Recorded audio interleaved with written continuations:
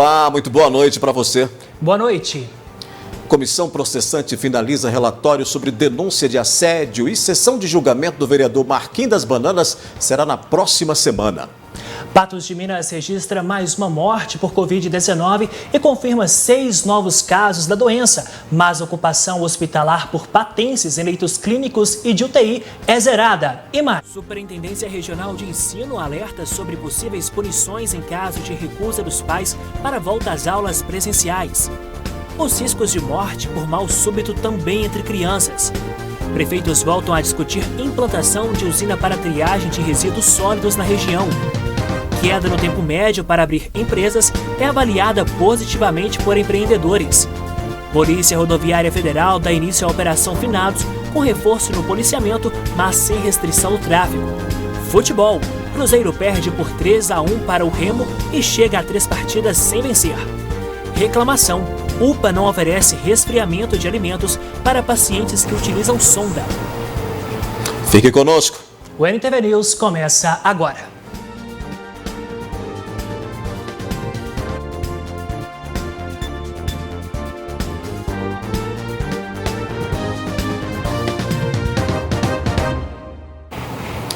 Determinado por meio de decreto pelo prefeito de Patos de Minas, Luiz Eduardo Falcão, em conformidade com o Estado, as aulas presenciais passam a ser obrigatórias a partir da próxima semana. Mas diante do posicionamento de recusa por parte de alguns pais, a Superintendência Regional de Ensino alerta para a possibilidade de punição. A volta obrigatória das aulas nas escolas estaduais gerou debate sobre o que poderá ocorrer em caso da recusa de alguns pais para o retorno dos filhos, pois eles poderão ser punidos em casos de descumprimento. O aluno que não for será tomado as providências como era antes da pandemia. É levado para o Conselho Tutelar, se ele é menor, e acionar o Ministério Público. Então, assim, é um retorno agora obrigatório. Na verdade, antes estava com o ensino híbrido, né, e agora não. Agora nós estamos com o retorno obrigatório. A Secretaria já nos posicionou, tivemos reunião essa semana toda sobre essa questão. Agora é retornar mesmo. O que vai mudar? Agora o aluno que tinha a oportunidade de ficar em casa e optar pelo ensino remoto, agora não tem mais. Com exceção de alguns casos, né, que a Secretaria de Saúde vai se posicionar, quais serão esses casos específicos e esses alunos que poderão ficar em casa, e será trabalhado com eles o ensino de maneira diferenciada, que ainda não está definido pela Secretaria, ainda não mandou todas as orientações com relação a esse aluno que vai ficar em casa. Mas esse é uma porcentagem bem pequena que vai ficar em casa. A maior parte vai ser atendido presencialmente. Os protocolos de segurança contra a Covid-19 serão mantidos conforme o que está estipulado para o município, que ainda segue as orientações para a onda verde. A escola continua com o checklist, usando máscara, o álcool em gel, não tem mais o distanciamento. Então, já não existe mais o distanciamento, não é necessário mais a medição de temperatura. Então, esses são protocolos da saúde, que já foi já passado, né, para o Estado, mas continuamos com a máscara, com o álcool em gel.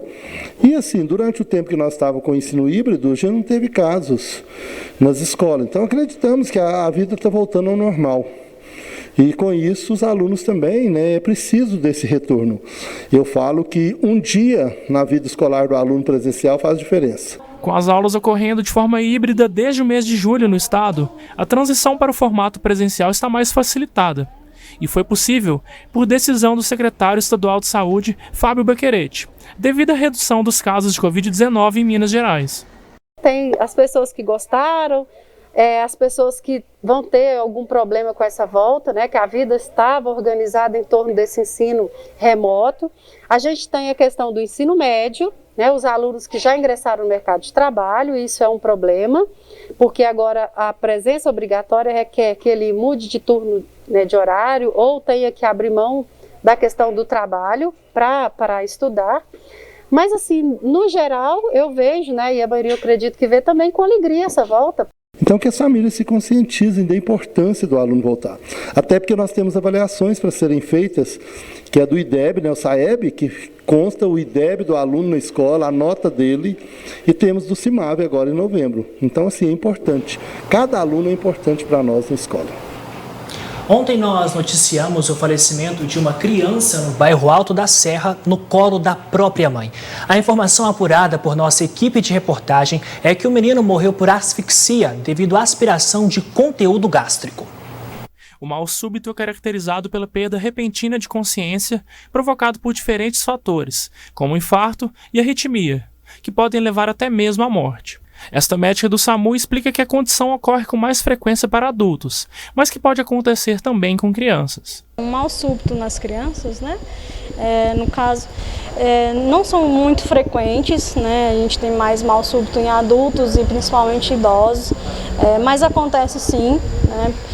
Acaba que quando acontece qualquer mal súbito em criança, os pais estão mais atentos e acaba que eles vão e procuram o pronto-socorro mais rápido, então levam mais rápido eles por meios próprios. Mas pode acontecer sim de precisarem da equipe do SAMU e a gente está sempre atentos em estar atendendo o mais rápido possível. Essa semana mesmo tivemos um mal súbito ontem, né? Então prestamos o atendimento bem rápido, mas infelizmente não conseguimos estar salvando a criança, pois chegamos ao local já estava em óbito. Mas acontece, mas não tão com frequência como idosos e adultos. O bebê de 1 ano e 3 meses faleceu nesta quinta-feira no bairro Alto da Serra, em decorrência de uma asfixia por aspiração de conteúdo gástrico, uma das causas mais comuns para o acometimento de mal súbito, que são causados por obstruções de vias aéreas, engasgos e refluxos. Os pais estarem atentos a alguns sinais que a criança dá, né, que elas dão como principais causas, né? Engasgos em crianças são muito frequentes, né? Crianças como bebês, né? Crianças de 1 ano de idade, né? Ou menos de 1 ano de idade, né? Os neonatos, lactentes. Então, engasgos, refluxo que os lactentes têm. Criança ali já com 6 meses para frente, que começa a engatinhar. Criança já andando em fase, né, que está andando, a criança que não está respondendo, né, está inconsciente ali, não respondendo a mãe, o pai, né, do nada, pode observar se não pode ser um engasgo, um objeto que colocou na boca, uma obstrução de via aérea. Então está atento a isso. Outro cuidado necessário dos pais é em relação a afogamentos, sendo necessário manter baldes e recipientes com água fora do alcance das crianças. Em todos os casos citados anteriormente, é preciso acionar o SAMU por meio do telefone 192 ou levar as crianças até a unidade de saúde mais próxima. Infelizmente, a perda de uma criança, né? A perda de uma vida aí, e a gente noticiando. Mas todo cuidado é importante, é preciso ficar sempre de olho realmente, mas uma tragédia como essa praticamente inevitável, né? E aí acaba sendo uma situação que deixa toda uma cidade aí em tristeza, né? Comovida. Depois do intervalo aqui no News, vamos falar da queda no tempo médio para abrir empresas, que é avaliada positivamente por empreendedores, Matheus. E a gente fala também, Odair, que prefeitos voltam a discutir implantação de usina para triagem de resíduos sólidos na região. Estamos de volta com o NTV News para mostrar para quem tem em casa, Odair, que a implementação de uma usina de triagem de resíduos sólidos com custo de quase 17 milhões de reais voltou a ser discutida durante uma reunião da Amapar e do CISPAR que aconteceu nesta sexta-feira. Um dos temas discutidos na reunião de hoje da Amapar é sobre a implementação de uma usina de triagem de resíduos sólidos que será localizada no aterro sanitário aqui em Patos de Minas.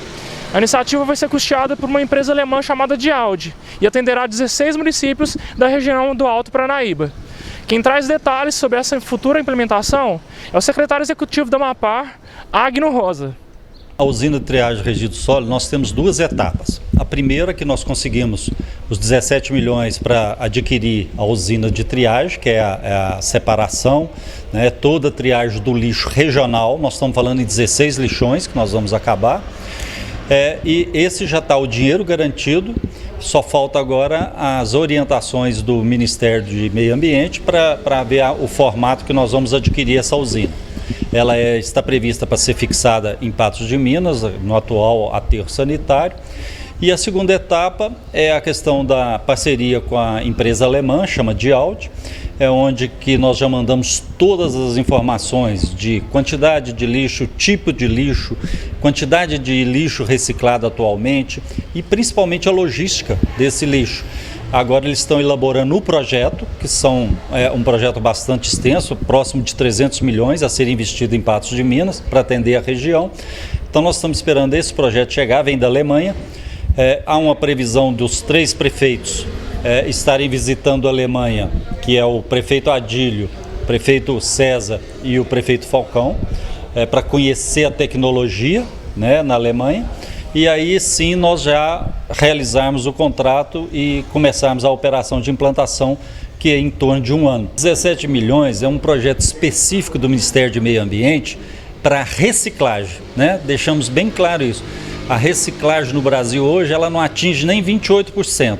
Essa usina ela tem uma tecnologia muito avançada. Então a nossa esperança é que nós possamos avançar bastante, até 60% na reciclagem e sobrando apenas 40% do orgânico. A viagem que os prefeitos de Guimarães, Carmo do Paranaíba e Patos de Minas farão até a empresa Diaud na Alemanha será custeada pelo CISPAR. São investimentos que precisam ser realizados, né? Porque a gente tem aí... Essa discussão não é de agora, já tem um tempo que está sendo discutido isso, já tem um tempo que já vem sendo levado, né, para essa discussão no CISPAR e também na Amapá. E aí nós temos uma situação, né? Esse pensamento no futuro. Esse pensamento a longo prazo, porque nós estamos falando aí de uma usina de triagem, de um custo aí de 17 milhões, mas nós estamos falando de uma situação que pode ser a redenção para muitas famílias, né? Pode ser uma situação que vai melhorar a questão de destinação de resíduos, mas também hoje em todo o mundo, diferente do que é no Brasil, mas em todo o mundo, na Europa e nos Estados Unidos, essa questão da reciclagem gera muito dinheiro, principalmente na Europa gera muito dinheiro. Então temos que ver como é que isso vai ser tratado, de que maneira vai ser tratado e que seja realmente de uma maneira que possa melhorar a situação para todas essas pessoas que acabam se envolvendo nessa...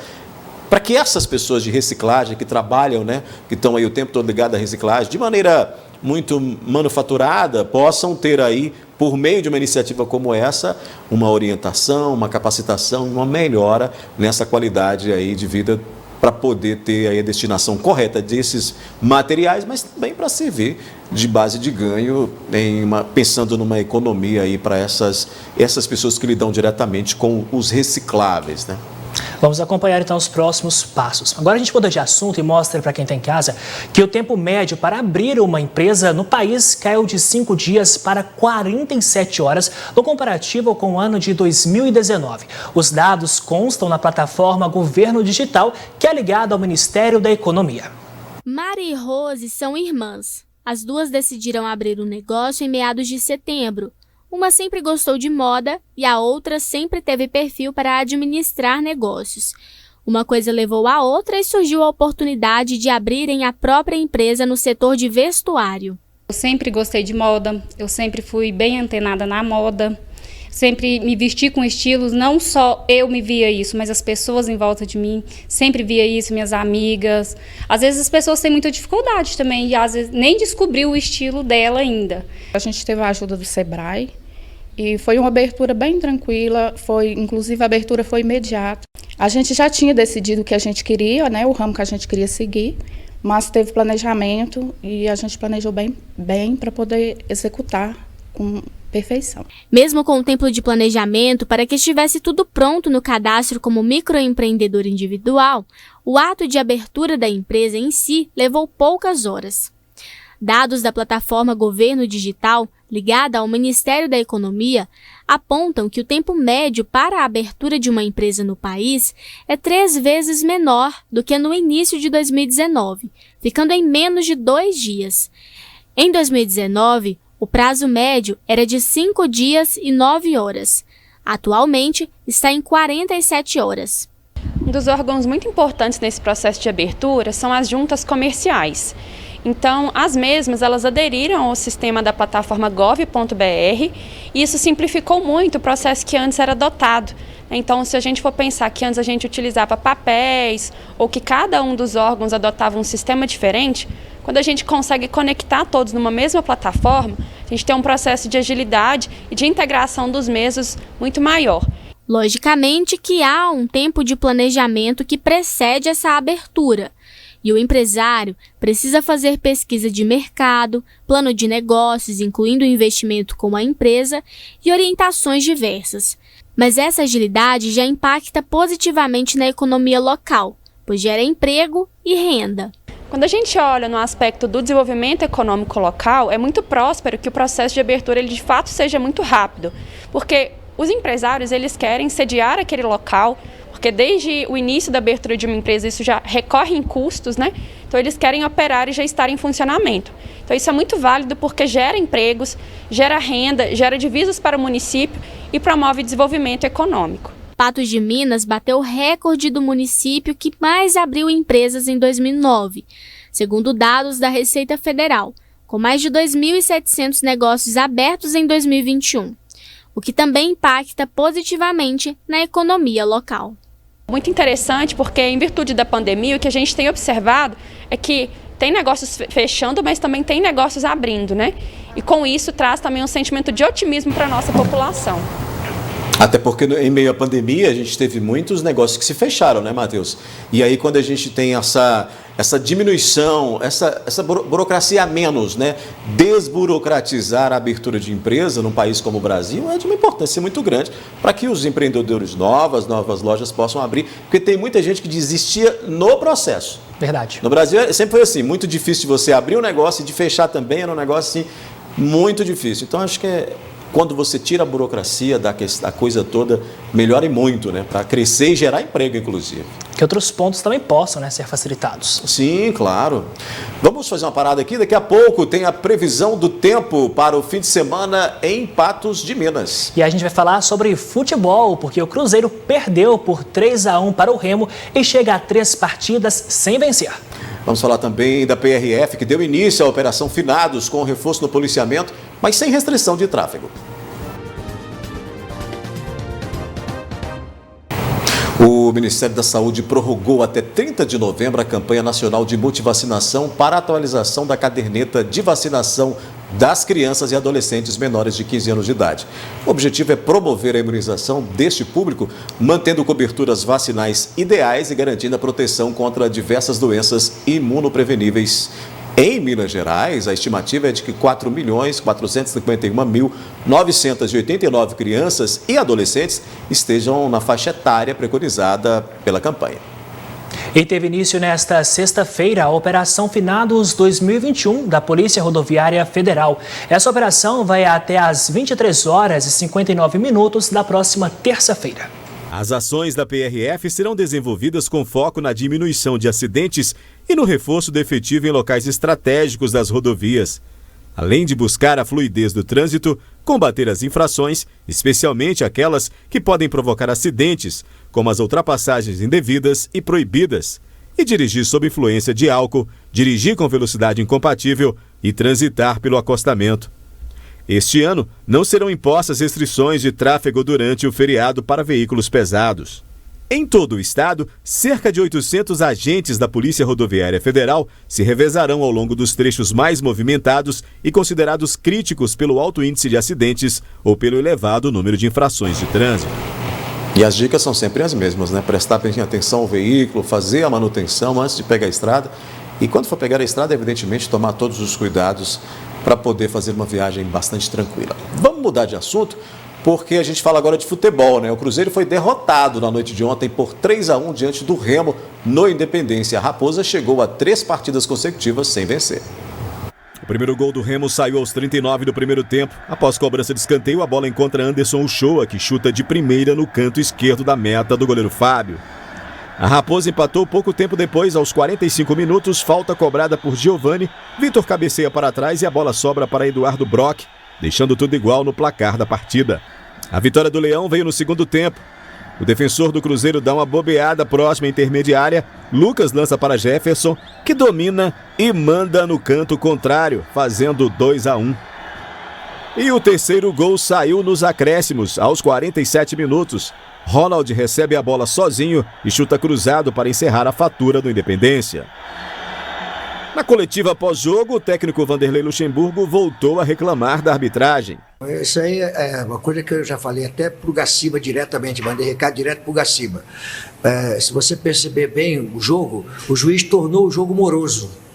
Uma falta para ser batida, uma falta, um arremesso lateral, um escanteio, um tiro de meta, demorava 1 minuto, 40 segundos. E para o nosso gol, ele levou 4 minutos para revisar o nosso gol. Tanto tempo assim, né, para revisar o gol. Então, é complicado isso aí, mas não adianta falar, são erros constantes. Eu não sei se foi falta ou se não foi falta, que eu não vi o lance. Na hora do jogo ali, pareceu que foi falta no Ramon, né? Mas eu só preciso ver de novo a repetição do lance, para não cometer nenhum erro de interpretação. Mas o erro para mim da arbitragem foi tornar o jogo moroso, deixando o jogo ficar lento, né? Aí acaba prejudicando quem está com proposta de jogar. Questionado sobre o risco de rebaixamento e o rendimento bastante ruim de alguns jogadores, o treinador preferiu não apontar culpados pela derrota diante do Remo. Não pode colocar a culpa dos mais jovens ou dos mais experientes. A culpa é nossa, do Cruzeiro, principalmente minha, não a minha, né? A derrota pertence sempre ao técnico, e 70% e 30% para os jogadores, porque tem que ser dessa forma a gente absorver a derrota. Não adianta nós falarmos de elenco, que esse elenco é o elenco que nós temos até o final da temporada, né? E contra descer para a terceira divisão, cara, nós nunca tocamos nesse assunto aqui não, né? Até porque nós temos tínhamos pontuação para poder brigar pela classificação. A derrota hoje foi doída, o torcedor tem todo o direito de reclamar bastante, de repudiar a derrota, porque foi muito doída para todos nós e para o torcedor principalmente. Então a gente tem que lamber a ferida agora e juntar, representar e trabalhar visando o próximo jogo. Pois é, com essa 9ª derrota, o Cruzeiro segue com 39 pontos e cai para a 13ª colocação, podendo, inclusive, cair mais 2 posições até o final da rodada, dependendo aí de quem vence ou perde, né, naquela faixa de baixo ali, né, da zona mais próxima à zona de rebaixamento. O Cruzeiro está naquela área intermediária, podendo descer ali para o Z4. Então, aquela faixa de baixo ali, se vencer ali, acaba puxando o Cruzeiro mais 2 posições aí. A gente vai ver essa rodada para saber. O próximo confronto da Raposa é contra o Vila Nova, na segunda-feira, às 19 horas. Pela Série A do Brasileirão, Galo e Coelho jogam nesse sábado. O líder Atlético encara o Flamengo às 19 horas no Maracanã e o América duela com o Fortaleza no Independência. A gente muda de assunto agora e vamos conferir como fica a previsão do tempo para esse final de semana nas regiões do Alto Paranaíba e Noroeste. Previsão do tempo. Oferecimento New Color. Se você pensa em trocar seus óculos, já sabe onde ir, né? De acordo com o IMET, podem ocorrer chuvas isoladas no fim de semana na região. Em Patos de Minas, a previsão é de máxima de 30 graus no sábado e variação de 18 a 28 graus no domingo. Em Lagoa Grande, mínima de 20 e máxima de 32 graus para o sábado. E para o domingo, varia de 21 a 30 graus. Em Carmo do Paranaíba, a máxima prevista para este sábado é de 27 graus. E para o domingo, mínima de 18 e máxima de 25 graus. Em Presidente Olegário, as temperaturas variam de 19 a 31 graus no sábado e no domingo, a máxima prevista é de 30 graus. Já em Lagoa Formosa, a temperatura máxima no sábado deve ser de 28 graus e no domingo, mínima de 18 e máxima de 25 graus. A seguir, reclamação. O UPA não oferece resfriamento de alimentos para pacientes que utilizam sonda. E Patos de Minas registra mais uma morte por Covid-19 e confirma 6 casos da doença. Mas a ocupação hospitalar por patenses em leitos clínicos e de UTI é zerada. Funcionando além de sua capacidade e necessitando de uma reestruturação, a UPA de Patos de Minas recebeu hoje aporte de vários equipamentos. A entrega das camas automáticas, monitores cardíacos e aparelho de eletrocardiograma na unidade de pronto atendimento do bairro Jardim Peluso foi realizada pela secretária municipal de saúde, Ana Carolina Caixeta Magalhães, e pelo prefeito Luiz Eduardo Falcão. Bom, foram aí 5 camas, né, monitorizadas e 5 monitores multiparâmetros completos. Esses equipamentos eles vão específicos para a emergência da UPA, então para atender os pacientes de maior gravidade, assim que chega, o paciente às vezes precisa ser monitorado com uma especificidade maior para ver função do coração, pressão mais exata na gravidade, eles vão para lá, então vai auxiliar muito tanto a equipe de enfermagem e a equipe médica. As camas, como são monitorizadas, elas conseguem abaixar tanto a altura quanto cabeceira, virar, isso facilita no momento da emergência, de intubação do paciente, então é um ganho muito grande para a UPA, fora que a gente sempre precisa de leito aqui, né? Tem uma precariedade nos equipamentos, tem muito tempo que não recebe equipamento novo na UPA e as camas que estavam na emergência, que também são camas boas, elas vão substituir umas mais ruins aí da internação e dos outros setores. Segundo Falcão, a entrega dos equipamentos irá melhorar o conforto de quem utiliza a UPA. Além disso, ele prometeu melhorias que irão desafogar o sistema de saúde em Patos de Minas. Eu fiz essa visita aqui, estou aqui nesse momento, conversei com quase todos os pacientes aqui, acompanhantes, familiares, para dar satisfação, dizer que a gente está trabalhando para melhorar. E aqui, 5 camas automáticas, um equipamento de primeira linha, esses monitores completos aqui, monitores cardíacos. E então a gente vai fazer mais melhorias, vai também ampliar aqui a UPA, fazer uma reforma também, trazer mais equipamentos e o principal, levar procedimentos que hoje têm vindo para a UPA para Santa Casa. Então essa é a importância de ter o sistema de saúde mais bem estruturado, porque a UBS ela está ligada à UPA, que está ligada a um hospital de média complexidade e também a um hospital de alta complexidade, que no caso é o regional. De acordo com o prefeito, a previsão é que as obras para a reforma da UPA, que contarão com R$1 milhão em recursos, tenham início no ano que vem. O principal é o pessoal que aguarda um procedimento, no caso uma cirurgia, fora da UPA, né? No caso do regional, por exemplo. Pessoas aqui há 10 dias, 20 dias, esperando uma vaga, que é essa vaga que eu mencionei, que às vezes tem 100 pessoas para uma vaga. Então, essas pessoas vão demorando demais aqui, fica desconfortável, obviamente, a pessoa está fora da casa dela e outras pessoas vão chegando e a parte interna já está cheia, então a coisa vai só virando uma bola de neve. E também as cirurgias eletivas. No caso, a Santa Casa vai concluir a construção lá de 3 salas cirúrgicas no final do mês que vem e a gente está trabalhando muito para começar a fazer essas cirurgias eletivas em dezembro, para começar a desafogar essa fila, para que as pessoas possam fazer a sua cirurgia que está esperando há 1, 2 anos muitas vezes. Assunto então para nós iniciarmos a nossa análise da notícia nesta sexta-feira. A gente vê então, Odair, um primeiro passo aí para que esse sistema de saúde, principalmente na UPA, que é o foco onde nós mostramos nesta matéria, possa começar a desafogar, a trazer novas oportunidades de melhor tratamento para os pacientes. Mas será que isso é o primeiro passo realmente para uma mudança ou será que é apenas uma maquiagem diante de toda a situação, de tantos problemas que hoje a UPA enfrenta? Eu acho que é um aporte interessante, eu acho que é um aporte que é válido, eu acho que realmente a UPA precisa dessa estruturação. Quando a gente fala de estruturação, a gente está falando aí de um contexto geral, porque aí você pensa também na estrutura que tem sido alvo de reclamações lá da UPA. A Prefeitura já disse que pretende fazer uma reestruturação na estrutura, né, em si, e quando a gente fala isso, fala de paredes, banheiros, piso, teto. A Prefeitura já disse que tem essa pretensão.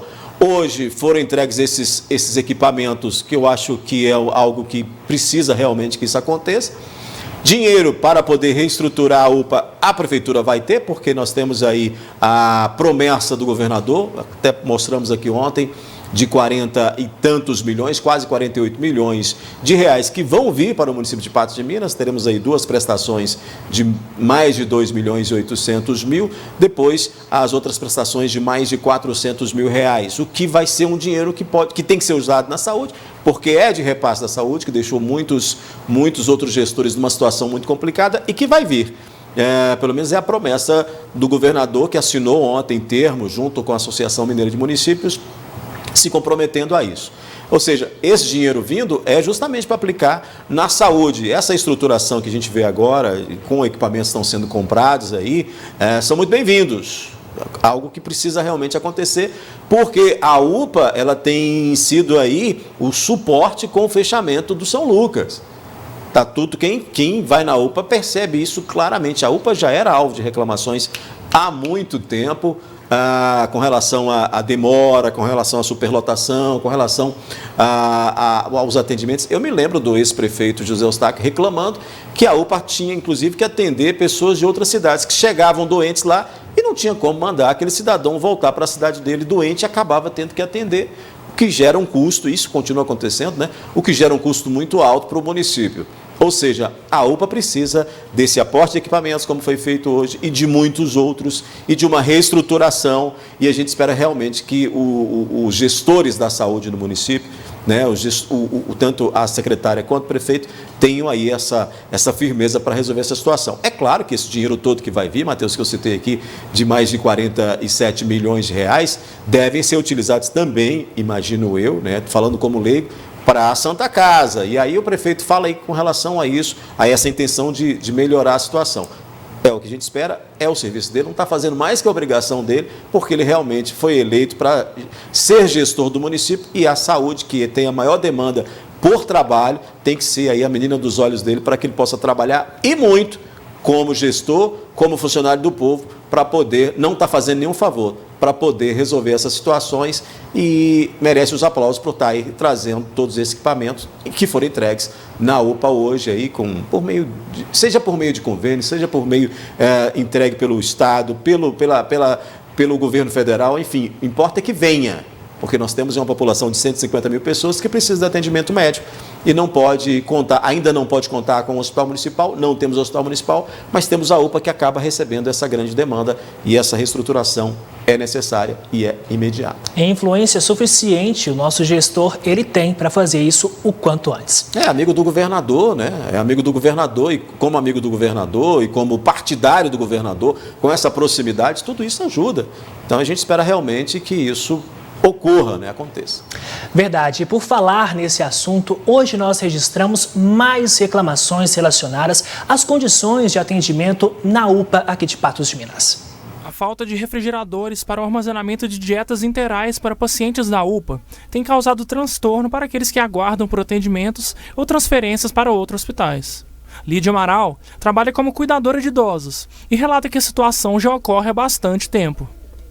Aqui nós estamos com um problema muito grande, que o pessoal não tem lugar da gente guardar a dieta, porque assim, tem a temperatura certa das dietas.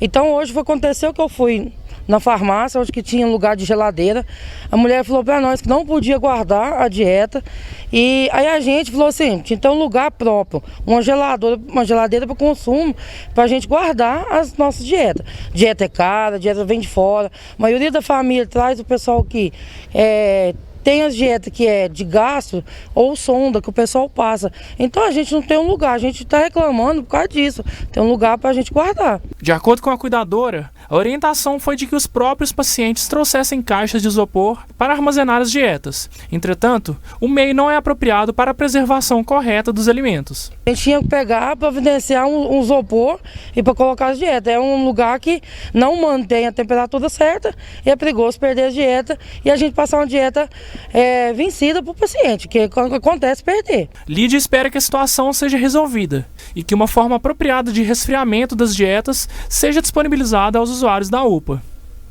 Sempre está acontecendo isso. Antigamente tinha um lugar da gente guardar, que a gente guardava na cozinha. Então a gente não tem acesso mais à cozinha, porque a vigilância sanitária não deixa a gente ter acesso à cozinha. Então a gente queria ter só uma geladeira para a gente guardar nossas dietas, que é dos pacientes que a gente cuida. Bom, daí vamos à resposta, porque a cuidadora entrou em contato com a nossa equipe de reportagem agora há pouco, informando que a Prefeitura de Patos de Minas disponibilizou a geladeira no fim da tarde. No entanto, só depois da reclamação. A gente tem percebido algumas coisas aqui em Patos de Minas. Algumas coisas realmente estão andando, estão funcionando, mas outras de extrema necessidade só funcionam após uma reclamação. Coisas nítidas e que podem ser resolvidas quanto antes. Pois é, essa reclamação, esse tipo de reclamação, né, é muito justa, é preocupante, porque a cuidadora estava ali sem saber o que fazer. Ela chamou a reportagem porque é o último recurso. Ela chegou lá, não tinha esse equipamento, né, esse local para armazenar, essa geladeira, né, esse freezer para armazenar ali, porque essa senhora ou esse senhor que é cuidado por ela e por tantos outros aí, vão para o atendimento médico e tem que levar a dietinha, né? E tem ali a sonda que passa esse alimento e esses alimentos precisam ficar ali armazenados de forma correta. E aí ela reclamou com muita propriedade, né, bastante preocupada, indignada com essa situação.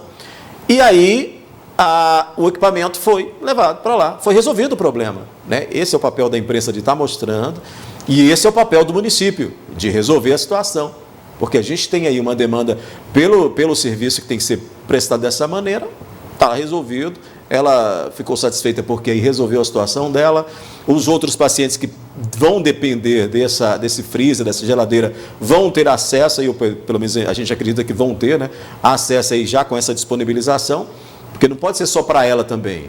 Não é só o caso dela, tem outras pessoas que vão depender disso. Então aí o que a gente espera é que realmente seja resolvido. E você falou essa questão aí de muitas reclamações e resolve só depois que reclama, mas é assim em todo lugar, viu, Matheus? Não é só Patos, não. A imprensa funciona muito como aquele espelho, que tem o problema, a pessoa procura todas as instâncias ali, vai nos órgãos, não consegue resolver o problema, e aí tem que chamar a imprensa para poder resolver. A gente já viu aqui diversas situações como essa de transferência de pessoas de hospital, da UPA, enfim, para conseguir cirurgia, para conseguir atendimento, e que só após denunciar, chamar a atenção, chamar a imprensa, foi resolvido. Que bom que foi resolvido rapidamente essa situação aí tão preocupante para essa cuidadora e para a paciente que ela estava ali assistindo. E a gente, claro, né, cumpre aqui o nosso papel de divulgar, de levar, de dar voz às pessoas, que é o papel da imprensa e que a NTV faz muito bem ao longo desses quase 30 anos aí de existência. E continuaremos fazendo. Certamente. Odair, vamos mudar de assunto agora e vamos aos números da Covid-19 em Patos de Minas, porque o boletim epidemiológico de hoje mostra que 6 novos casos da doença foram confirmados. Foi registrado também mais um óbito. A vítima, um homem de 78 anos de idade, que faleceu na última quarta-feira. Não há pacientes do município internados em leitos Covid, estando em hospitais da cidade. Então, apenas 4 pessoas de outras localidades. Ou seja, não temos patentes aí internados, portanto, graças a Deus, né? Não temos isso. Se tem algum patente com Covid, está se recuperando em casa, pelo que diz o boletim. A gente tem aí um número mantido de ontem, né? Nessa faixa amarela, que é o de recuperandos em casa, 51 ficou mantido. Casos tratados diminuiu aí, né? Nós temos aí, aliás, aumentou, né, o número de casos tratados, nós temos aí 17.073, indicando um percentual de cura de 96,59%. É muito bacana a gente ver que realmente nós temos uma redução aí que mostra nesses gráficos que a gente vem aqui o tempo todo divulgando no NTV News. Casos confirmados, você citou aí, 6 a mais, né? Subiu então para 17.675 desde o início da pandemia, toda essa quantidade aí de pessoas infectadas. E aí tem um dado ali que é importante a gente dizer, porque a média de casos novos no período de 17 a 23/10, verificada aí pela Secretaria Municipal de Saúde, mostra que está em 2,71, né? Que mantém aquela redução. Estávamos em 2,57 ontem, hoje 2,71. E aí, é claro, né, a gente tem que comemorar quando a gente olha para o boletim do dia 28, ao boletim de hoje, o de ontem e hoje, né, casos internados tínhamos apenas um, hoje não temos nenhum internado, está zerado, nem em UTI e nem também em leitos clínicos, o que, obviamente, né, é uma boa notícia. Infelizmente, tivemos aí esse óbito, mais um óbito, chegando a 551 pessoas mortas, 551 vidas perdidas para a Covid-19, que é um fato para se lamentar, né? E aí a gente precisa continuar falando aqui, apesar de já estarmos há quase 2 anos falando isso, e todos os órgãos de imprensa falando, vamos continuar mantendo todos os cuidados, mesmo com a vacinação. A doença ainda existe, ela não desapareceu. A vacinação ajuda que essa doença não se agrave ainda mais, né? Parece que a gente fica falando a mesma coisa o tempo todo, né? Mas é isso. Ajuda que não se agrava ainda mais, mas não fez ainda desaparecer a doença. Então a gente precisa continuar se cuidando, mantendo aí um distanciamento. Eu e o Matheus estamos aqui numa distância quase de 1 metro, né? Ou meio metro, um tanto quanto, mas a gente termina aqui, coloca a máscara para poder a gente se cuidar, porque é preciso, é necessário. Isso porque a gente está em um ambiente controlado, né? Estamos só nós dois, mais o câmera, e não temos uma aglomeração. Agora, se você vai, como ontem disse o Gabriel, aqui no NTV News, o Gabriel da Fiocruz, se você vai para o centro da cidade, se você, mesmo sendo uma área aberta, se você vai para um ambiente em que realmente tem mais pessoas, use a máscara. Não custa nada e evita aí você ter um problema de saúde. Verdade. E um fato que chama a atenção, Adair, nessas confirmações que nós estamos tendo, é principalmente o quanto ao número de vidas interrompidas aqui em Patos de Minas. Nós passamos um período onde não se havia as confirmações. Claro, motivo sim de se comemorar. No entanto, chama a atenção agora porque nós estamos tendo confirmações de mortes que ocorreram principalmente naquele período em que se comemorava a não confirmação de mortes. Pode gerar uma certa confusão justamente disso. Nós tivemos essa semana a confirmação de um caso mais antigo, de uma morte mais antiga, mas de 2 mais novos, né? De um ocorrido no domingo e esse na quarta-feira. Mas tivemos esse de um período em que a gente acreditava não ter ocorrido óbitos. A gente entende que essa informação acaba demorando a ser divulgada. Mas aí também a gente entende que a doença está presente porque nós temos 2 casos mais recentes de pessoas que faleceram vítimas da Covid. Verdade. Vamos agora analisar os dados da ocupação dos leitos aqui em Patos de Minas. Nós tínhamos ontem aí 0% em leitos clínicos, hoje nós temos 4,44%, já de UTI 4,8%. Hoje uma redução, porque ontem era 6,12% de ocupação, leitos públicos e privados aqui em Patos de Minas. Odair. Nós não temos aí internados, como o boletim disse, pessoas de Patos de Minas. Não temos, né, Matheus? Temos aí zerado, pessoas de Patos de Minas não estão internadas na rede hospitalar, porque esse gráfico aí mostra toda a rede, tanto particular quanto pública, né? Então nós não temos ninguém de Patos de Minas internado. O que temos são pessoas de outros municípios que estão internadas aqui nos nossos hospitais, né? Sendo atendidos aí com Covid-19. Ainda assim, os nossos leitos clínicos estão zerados, né? Tanto para esses pacientes. Temos pessoas aí em UTI, né? Nós temos aí um número de 4,08%. Aliás, clínico nós temos, né? Ontem que não tínhamos clínico, nós temos 4,44% e UTI 4,08%. Ontem estávamos zerados. A gente está zerado no município com apenas o pessoal daqui de Patos de Minas. Mas nós temos aí um número baixo, porque ainda que a gente analise que temos aí 30 cidades que também são atendidas aqui em Patos de Minas, nós temos aí um número bastante baixo, porque Patos de Minas é referência para atendimento médico, hospitalar, e esses pacientes vêm se tratar aqui. O que é mais importante nessa faixa que está aí é que a gente tem uma redução mantida, é que a gente tem uma redução que se perfaz, a gente tem uma redução aí que continua, né, em números ainda não satisfatórios, mas números que nos deixam bem mais animados com o futuro, até porque é exatamente por causa desses números que nós temos aí a volta de todas as atividades comerciais, né? Tivemos tantos comerciantes que tiveram que fechar as portas durante a pandemia. Agora nós temos todas as atividades que voltam a funcionar, a economia volta a funcionar, e aí a gente tem esse cuidado, esse zelo, como eu disse, de estar se precavendo diante de uma situação como essa, uma vez que temos números baixos de ocupação hospitalar, mas não temos aí o fim da pandemia ainda, zerado, sem nem nada, a imunização total, né? Aquela chamada imunidade total de uma população. Não está assim em lugar nenhum do mundo e a gente continua se cuidando. Verdade, a única coisa que teve fim agora, Daí, é esse nosso bloco aqui da análise da notícia, porque já depois do intervalo, nós vamos mostrar para você que comissão processante finaliza relatório sobre denúncia de assédio e sessão de julgamento do vereador Marquinhos das Bananas será na próxima semana. O governo de Minas Gerais tem autorização para baixar a alíquota do ICMS do diesel para até 12%, o que está sendo comemorado pelos tanqueiros. Na última segunda-feira, o governador Romeu Zema reduziu a alíquota de 15% para 14% após intensa alta nos preços dos combustíveis. Esta semana, o governo informou que a legislação permite a redução sem ter que pedir autorização ao Conselho de Política Fazendária ou ao Legislativo Mineiro. O presidente do Sinditank, Irani Gomes, publicou um vídeo em que diz considerar ser uma vitória da categoria. A categoria recebeu isso com uma informação muito positiva. Aguardamos a sensibilidade do nosso governador para que possa trazer essa redução o mais breve possível. E também recebemos a informação do congelamento do PMPF, do preço médio ponderado final, ou seja, o preço de partida dos combustíveis será congelado por 3 meses. Isso foi um avanço muito grande e uma vitória enorme da categoria dos transportadores de combustível e derivado de petróleo do estado de Minas Gerais. Até porque, Matheus, aí nós temos uma situação em que, para a categoria dos tanqueiros, é uma vitória.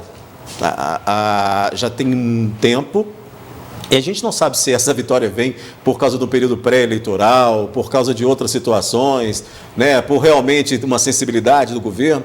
Mas, enfim, fato é que os tanqueiros comemoram porque essa briga não é de agora. A gente sabe disso. Uma briga antiga. Próximo ao 7 de setembro, os tanqueiros também pararam. E aí depois ficou pouco tempo, né? Voltou, horas depois aí voltaram a trabalhar. Agora, recentemente, fizeram a paralisação de 1 dia e meio, né? Quase 2 dias, não chegou a 2 dias. Mas é uma luta, e porque você analisando valores para quem trabalha nessa área, para quem vive disso, vê que realmente fica impraticável. Você tem um preço do diesel para quem precisa transitar e transportar e trabalhar com isso, que acaba ficando inviável, empata ou às vezes até falta dinheiro para poder custear o trabalho. E aí os tanqueiros fizeram toda essa movimentação. O governador chegou a colocar na sua rede social que congelaria, né, o ICMS sobre o diesel, depois recuou dizendo que faria essa redução ali, né?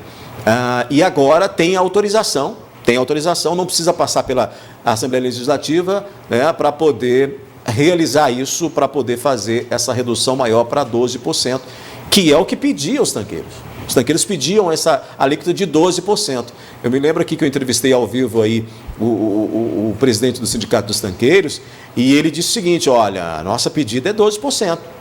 Não sei se o governo vai dar. Até perguntei para ele se seria suficiente. Ele falou, não é, mas já é um ganho, já é uma melhora.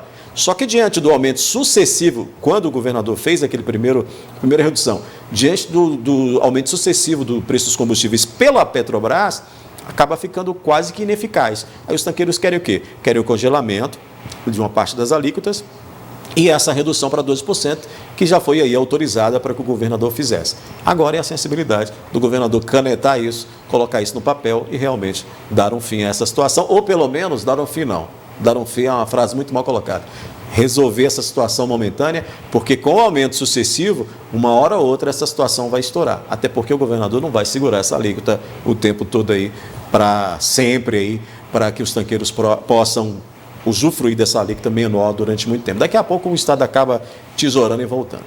Pois é, Daí, a gente vai mudar de assunto agora, porque a comissão processante que investiga a denúncia de assédio sexual feita por uma ex-assessora parlamentar da Câmara Municipal de Patos de Minas contra o vereador Marcos Antônio Rodrigues, Marquinhos das Bananas, finalizou nesta quinta-feira o relatório que apura o caso.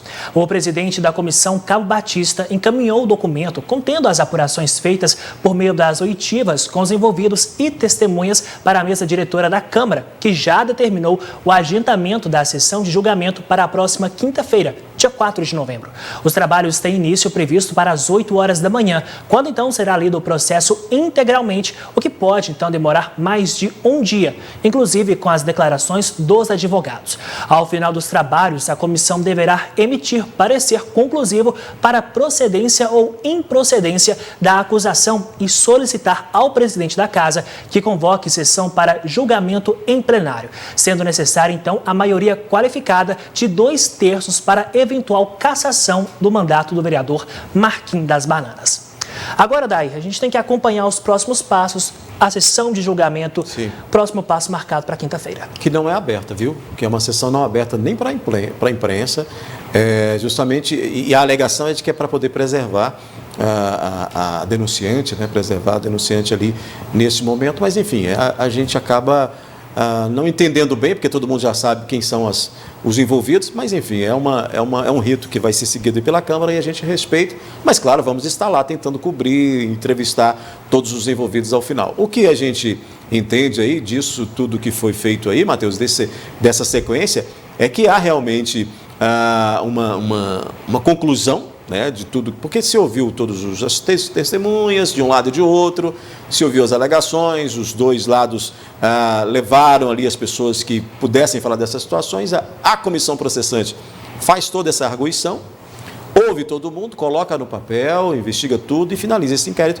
que é ali encaminhado, como você disse aí, para a mesa diretora. A partir daí, o que a gente entende é um processo político, porque aí a gente vai ver novamente tudo isso que foi dito pelas testemunhas lido em plenário, né? É extenso, é cansativo, mas é necessário, é assim que funciona, né, todo esse rito.